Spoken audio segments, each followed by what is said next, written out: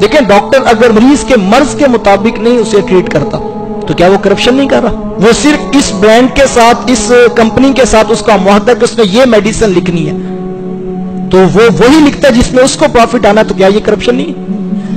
एक हेडमास्टर सुबह स्कूल में आकर बैठता है 10 बजे और चाय का कप पीकर उसमें बिस्किट डुबो के खा के चला जाता है, वो क्लास का मुंह भी नहीं जाकर देखता, तो क्या ये करप्शन नहीं है?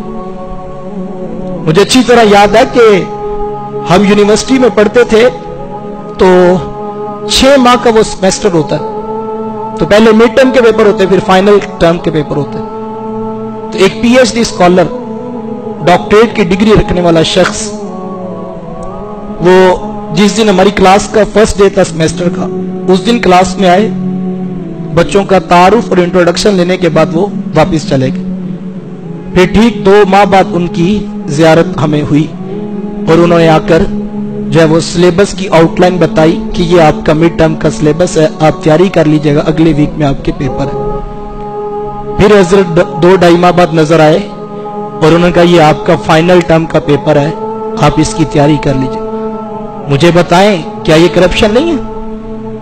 आप एमपीए, एमएनए, वजीर आजम का रोना तो रोए, लेकिन जो पीएचडी स्कॉलर है, जो पढ़ा लिखा शख्स है, जो तालीमी इदारे में सरबराह है, वो 6 माह में सिर्फ 3 दिन आता है, तो क्या ये करप्शन नहीं है?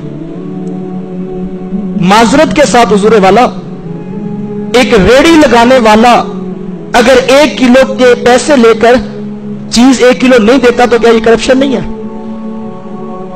आपको दिखाता कुछ है, घर जाकर लें और शॉपर खोलें तो निकलता कुछ है, तो क्या ये करप्शन नहीं है? तो फिर हम हुक्मरानों तक ही क्यों महदूद हैं? इसमें कोई ये भी ना माना ले कि मैं किसी हुक्मरान की हमायतकार हूं, मैं अपने अंदर झांकने का आपको मिजाज दे रहा हूं। हम तरबीयती मराहिल में बहुत पीछे खड़े। लेकिन लोग कहते हैं कि तालीम के साथ शऊर आता है, तो मैं कहता हूं जो पीएचडी स्कॉलर मैंने बात बताई आपको, तो उसको तो शऊर आ जाना चाहिए ना, उसमें तो खयानत नहीं होनी चाहिए। लेकिन तरबियत के साथ शऊर आता है। कौम फिक्री तौर पर बहुत कमजोर हो चुकी है। कोई समझता कि फलां हुक्मरान आएगा तो फिर कोई तब्दीली आएगी, कोई समझता कि फलां सिस्टम इंट्रोड्यूस कराएंगे तो फिर कोई तब्दीली आएगी। हुजूर वाला तब्दीली तब आएगी जब कौम तब्दील होने का मिजाज पैदा करे।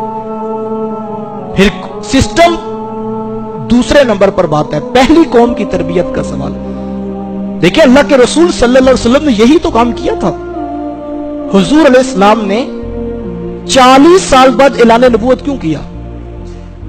40 साल तक हुजूर उस मुआशरे का हिस्सा रहे और अपनी किरदार साजी के अमल से लोगों के सामने एक लाहे अमल रखा। तो फिर कैसा खूबसूरत जो है वो मुआशरा मुरतब होता है कि हुजूर अलैहिस्सलाम फजर की नमाज पढ़कर तशरीफ फरमा है कि हजरत अबू दरदा रदी अल्लाह ताला अन्हु जल्दी जल्दी उठ के घर चले जाते हैं। 1 दिन 2 दिन हुआ तो सहाबा ने अर्ज की कि हुजूर अबू दरदा को पता नहीं काहे की जल्दी होती है कि वो जल्दी जल्दी नमाज के बाद उठकर घर चले जाते हैं। तो हुजूर मैं कि जब जाएं तो मुझे बता देना। अगली मरतबा वो जाने लगे तो सहाबा ने बिठा लिया। तो हुजूर अलैहिस्सलाम ने पूछा कि अबू दरदा खैरियत तो है? सारे असहाब नमाज के बाद बैठते हैं, गुफ्तगू होती है और आप जल्दी जल्दी उठ के चले जाते हैं।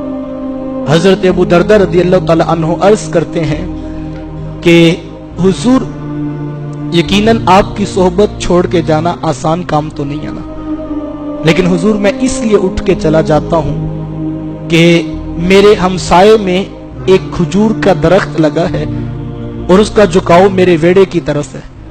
और आप जानते हैं कि आजकल खजूरों के पकने का मौसम है और सुबह के वक्त ठंडी हवाएं भी मदीने को सलामियां पेश करने आती हैं। तो हुजूर जो पकी हुई खजूरें हैं वो मेरे वेड़े में गिर जाती हैं।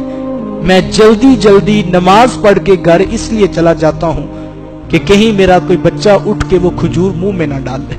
और हुजूर मैं वो खजूरें उठा के उनके घर फेंक आता हूं। ये है कौम की तरबियत का मिजाज।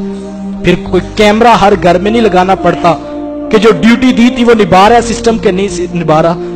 सिस्टम जब कौम की तरबियत कर देता है तो फिर नबी अलैहिस्सलाम की नमाज की मजलिस छोड़कर सहाबी जल्दी जल्दी घर चले जाते हैं कि कहीं कोई मशकूक लुकमा मेरे बेटे के मुंह में ना चला जाए। इस वीडियो को शेयर जरूर करें ہو سکتا ہے آپ کے ایک شعر سے یہ بات کسی کے دل میں اتر جائے۔